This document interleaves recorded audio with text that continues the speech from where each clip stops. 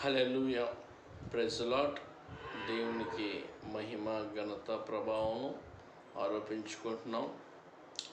దేవుడు మరి ఈ రోజున నూతనంగా అనేక విషయాలు మనం మాట్లాడుకుందాం.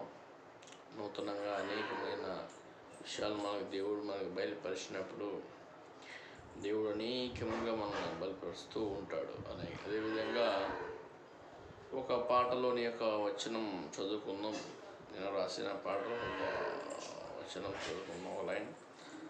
అలసిన నేను నీ పాదాల చెంత చేరగా సేద తీర్చినావు నా యేసయ్యా, యేసయ్యా నీవే నా ధ్యానము, నీవే నా ప్రాణము. హల్లెలూయా.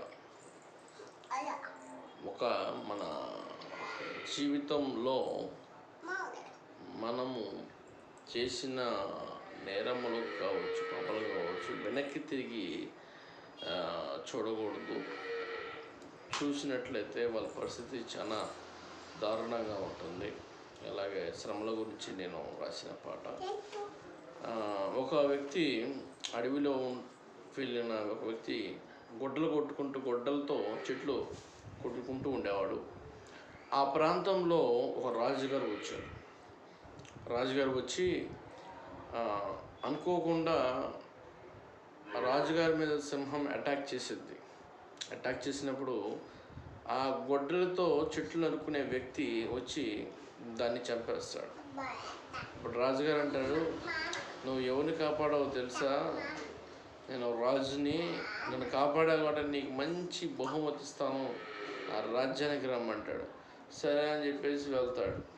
వెళ్ళి ఆయనతో పాటు చక్కగా వెళ్ళినాక ఆయనకు మంచి స్వాగతం పలికిచ్చి, అయ్యా నువ్వు ఎక్కడికి వెళ్ళాల్సిన అవసరం లేదు, ఇక్కడే ఉండి మా రాజ్యంలో ఉండే నీకు మంచి పదవి అధికారం ఇస్తాం అనగానే సరేనని చెప్పేసి మీరు చెప్పినట్టు మేము చేస్తామని చెప్పేసి ఉంటాడు. అలా తన మంచితనం వాళ్ళని ప్రేమ పెరిగేసరికి ఉన్నతంగా డెవలప్ అయ్యి అతను ఒక ధాన్యం అంటే మన ధనాగారానికి అధికారిని చేస్తాడు. ఉన్నవాళ్ళు కుళ్ళుకుంటూ ఉంటారు కదా పక్కన వాళ్ళు, అది నాకంటే పైవే తిరిగాడు, ఇది ఎట్లయినా సరే ఇతను పొగుడు దించాలి అనుకొని కొంతమంది ఏం చేశారంటే, రాజుగారండి ధనాగారంలోకి వెళ్ళి ఆ వ్యక్తి గంటలు ఉంటున్నాడండి అని చెప్పగానే, ఎందుకు ఉంటున్నాడు అట్లా గంటల సంవత్సరం ఏంటి, అక్కడ ధనం పెట్టి రావాలి కానీ అంతసేపు ప్రయాసపడడం ఉండాల్సిన అవసరం ఏంటని రాజుగారు సీక్రెట్గా దానికి సంబంధించిన సీక్రెట్ రూమ్ ఉంటుంది ఆ డోర్ వెనకాల. అయితే దాంట్లో నుంచి వెనక నుంచి రాజుగారు వచ్చి వీడు ఏం చేస్తున్నాడని చెప్పేసి తొంగి చూస్తూ ఉన్నాడు. చూడగానే వెంటనే ఇతను ఒంటి మీద ఉన్న వస్త్రాలన్నీ తీసేసి, అతను ఒకప్పుడు గొడ్డలి ఒక ఒంటి మీద ఒక టవలు ఒక గోచి ఉండేది. అలా టవలు గొడ్డలు అన్నీ ఉంటే అవి వేసుకొని భుజం మీద ఆ గొడ్డలు మీద పెట్టుకొని అటు ఇటు తిరుగుతూ ఉంటాడు. రాజుగారు చూశారు. ఏంటి బాబు, ఏంది పరిస్థితి, ఏంటి సంగతి అంటే ఆయన అన్నాడు, రాజుగారండి మీరు ఎప్పుడు వచ్చారండి అంటే, ఏంది నీ పరిస్థితి ఏంది, నీ అవతారం ఏంది, కథ ఏంది, ఒకవేళ నువ్వు అడవిలోకి వెళ్ళి గొడ్డలతో చెట్టు కొట్టుకో ఆడే ఉండు, మళ్ళీ నా దగ్గర రావడం మళ్ళీ ఎదురవటం ఇబ్బంది పడటం ఎందుకు ఆయన అంటే, ఆయన అన్నాడంట, గత జీవితంలో నా పరిస్థితి ఇది అండి, ఇప్పుడు నా పరిస్థితి ఇది ఇలా ఉంది, నేను గనక గతాన్ని మర్చిపోతే నిన్ను మోసం చేసే అవకాశం ఉంటుంది. నా గతాన్ని మర్చిపోకుండా గత విషయాలు గుర్తు చేసుకుంటూ నా పరిస్థితి ఆ రోజు ఇలా ఉంది, ఈ రోజు ఇలా ఉంది అని తెచ్చుకోకపోతే అండి కొన్ని విషయాలు నేను మమ్మల్ని మోసం చేసే అవకాశం ఉంది అని ఆ వ్యక్తి చెప్పడంలో చాలా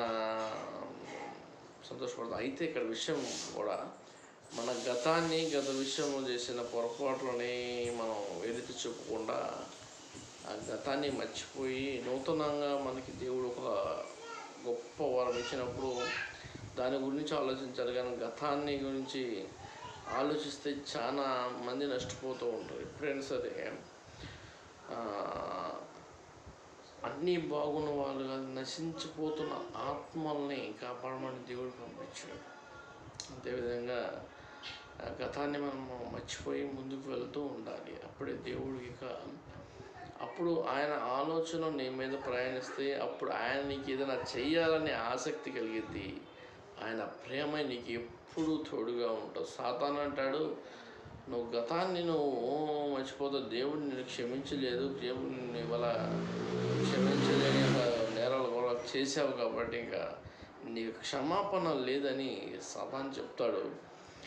కానీ దేవుడు అంటాడు, ఆల్రెడీ నీ పాపాలు ఎప్పుడో కొట్టివేయబడ్డాయి, నీ గతం గురించి ఆలోచించద్దు, ఇంటి నుంచి హ్యాపీగా ఉండుమని దేవాతి దేవుడు మనకి సెలవేయడం జరుగుతుంది. ఇంత గొప్ప భాగ్యము ఎవ్వరికీ దక్కలేనంత ఆనందము సంతోషము మనకు దక్కింది.